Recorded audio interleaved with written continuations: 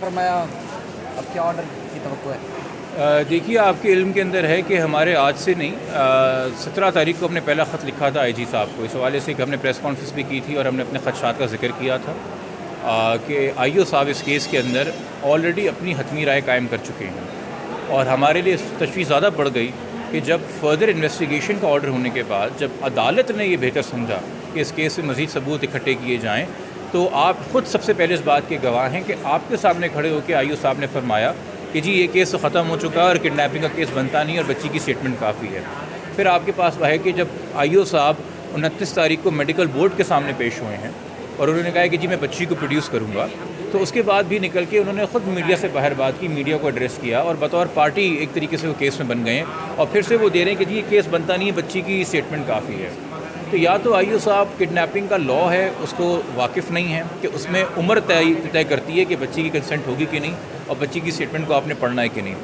और दूसरी बात है कि अगर वो मामला नहीं है तो फिर आईओ साहब इसमें ख़ुद तरीके से पार्टी बने हुए हैं।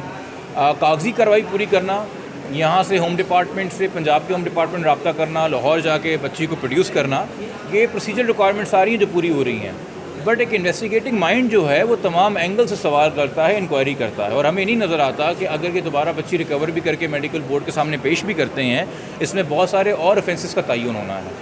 वो इन्होंने नहीं किया, वो इन्होंने कंडक्ट नहीं किया। ये बात भी रिकॉर्ड के ऊपर है कि आज तक आईओ साहब इस बात का जवाब नहीं दे सके कि वो कौन सा मुबैना टैक्सी ड्राइवर है जिसके साथ बच्ची जो है वो कराची से लाहौर सफ़र करती है, उसका गाड़ी का मेक नंबर क्या है। आईओ साहब इस बात का भी जवाब देने से कासिर हैं कि उन्होंने जो लड़की का 167 का बयान लिया है उसमें वो कहती है मैं 17 तारीख को घर से गई हूँ और 18 को शादी हुई है, और जो उन्होंने मुल्ज़िम का बयान लिया है उसमें वो कहता है जी 16 तारीख को घर से गई है, 17 तारीख को शादी हुई है, उस पर भी कंसिस्टेंट नहीं है। मज़ीद ये कि जब मुल्ज़िम उनके सामने जब बयान लिखवा रहा है तो मुल्ज़िम बेल पे नहीं है, तो उसको क्यों आपने इतनी लग्जरी दी कि आपने उसको अरेस्ट करके इंटेरोगेट नहीं किया है और आप इसको एज अ सस्पेक्ट आपने 161 का बयान लिया, उसको आपने रवाना कर दिया और अब आप दोबारा उसको ढूंढने निकले हुए हैं। आपने अगर उसको उस वक्त अरेस्ट किया होता, उसने बेल अप्लाई की होती, वो मरकज़ी मुल्ज़िम है केस का, अकॉर्डिंगली